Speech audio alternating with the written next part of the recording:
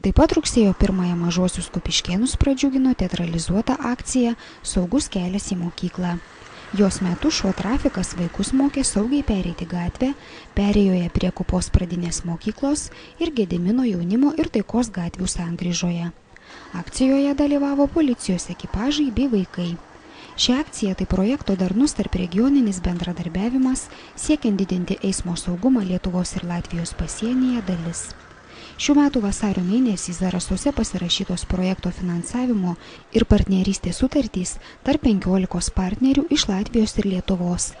Latvijos-Lietuvos bendradarbiavimo per sieną programa projekto įgyvendinimui skyrė daugiau nei 4 milijonus eurų. Projekto partnerių indėlis daugiau kaip 700 000 eurų. Kupiškio rajono savivaldybės administracijai tenkanti suma daugiau nei 164 000 eurų. Rajono savivaldybė daliniam finansavimui skirs daugiau nei 85 000 litų.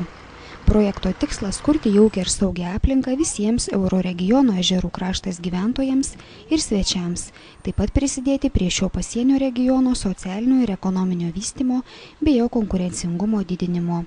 Projekto uždaviniai pagerinti regiono pasiekiamumą, įgyvendinant kelių infrastruktūros gerinimo priemonės bei sudominti ir įtraukti visuomenę į vykdomas saugumo akcijas.